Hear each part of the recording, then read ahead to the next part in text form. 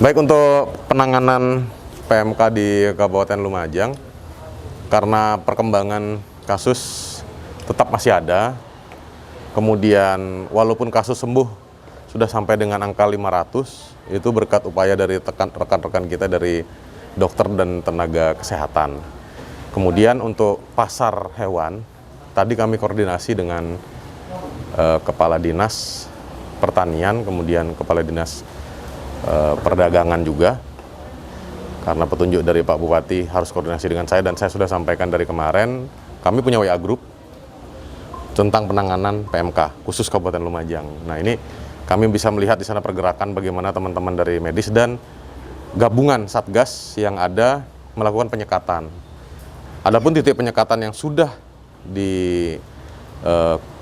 ada personil dari sejak ada arahan dari Pak Kapolda, Bu Gubernur, dan Pak Panglima Pangdam 5 di Kabupaten Lumajang, sisi utara mengarah ke Probolinggo maupun pintu keluar masuk itu di Wates Wetan. Di situ 24 jam. Kemudian di Sukosari ada. Dan di Yoso juga kami sudah tempatkan personil gabungan. Selain itu yang 24 jam. Selain itu juga anggota juga melakukan patroli karena disenyalir warga masyarakat ini masih curi-curi menjual, melakukan transaksi di pinggir jalan seperti di JLT. Sudah kami temukan dan kami arahkan untuk tidak melakukan itu. Karena apa? Penyebaran PMK ini bisa dari manusia yang membawa virus ini. Bisa juga dari tempat sarana transportasi mobil yang digunakan. Dengan liurnya menetes itu akan pasti menular. Tanah itu sudah pasti menular. Tanah yang ditempati oleh ternak yang sakit ini pasti akan menularkan kepada yang lain. Makanan bisa. Ya, jadi penanganannya harus benar-benar serius dan butuh dukungan daripada masyarakat. Nah, kami pemerintah, TNI, Polri, TNI, kemudian pemerintah ini tidak bisa bekerja hanya 3 pihak itu tanpa didukung oleh masyarakat. Tentunya dari petani, peternak-peternak kita yang harus benar-benar sadar. Kasihan tenaga kesehatan kita jangan sampai kolab, capek karena hanya informasi 21 orang. Nah, itu sudah keliling melakukan pengecekan. Nah, pasar ternak ini, pasar hewan, sudah kami koordinasikan untuk sementara ditutup dulu.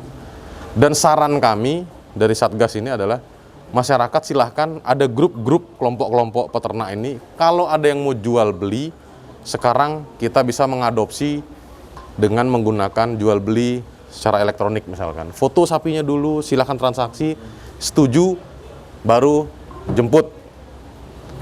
Dengan niat baik bahwa sapinya memang sehat dan lain-lain.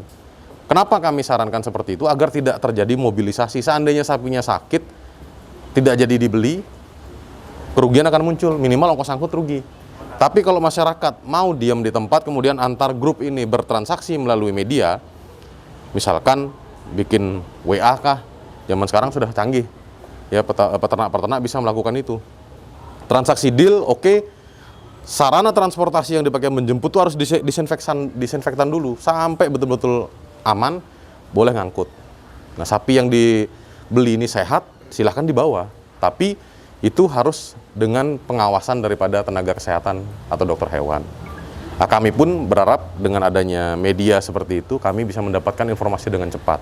Kalau sembunyi-sembunyi, ya kami pun kewalahan nanti. Nah, jadi betul-betul masyarakat harus benar-benar kita edukasi bahwa tujuan dari pemerintah ini menutup pasar ternak, pasar hewan ditutup untuk menyiapkan Idul Adha nanti. Kalau sekarang semua berkumpul, naruh ternaknya dan ada satu sakit saja, itu pasti semua akan tertular.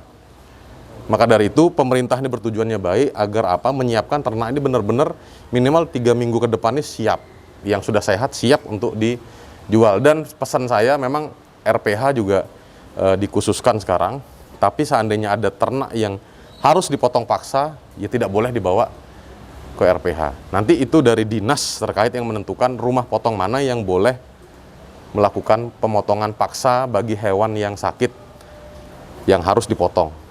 Nah, untuk diselamatkan minimal yang bisa dikonsumsi selain daripada bagian kepala, jeroan, kaki. Berarti badannya ini, dagingnya ini masih bisa, khas dalamnya ini masih bisa dikonsumsi dengan cara memasak yang benar. Jadi banyak hal-hal yang harus kita tindak lanjuti untuk mensiasati atau mencegah peredaran daripada PMK ini. Pencurian sapi menurun dan ya, karena ini. Pelibatan dari teman-teman kepolisian benar terkait dengan di RPH misalnya ditempatkan teman-teman kepolisian untuk mengawasi itu.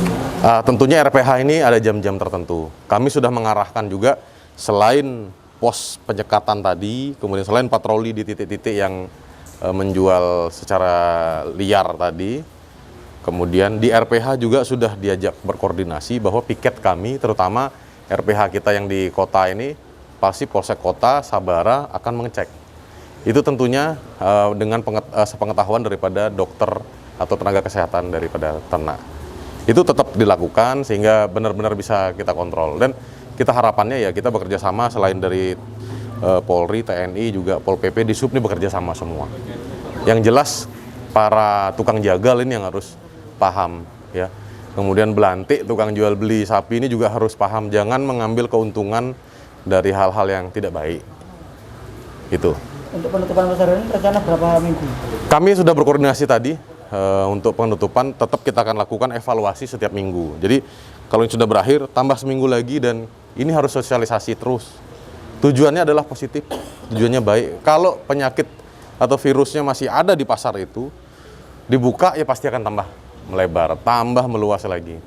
Dilokalisir, dokter yang keliling itu sudah lebih akurat. Tinggal bagaimana peran serta dari seluruh masyarakat yang ada di desa-desa. Misalkan, saya sudah pernah menyampaikan dalam Zoom itu, bikin saja kandang ternak khusus bagi yang sakit. Yang sehat, aman. Yang sakit dikelompokkan, diobati terus sampai sehat. Nah itu, seperti itu. Terima kasih.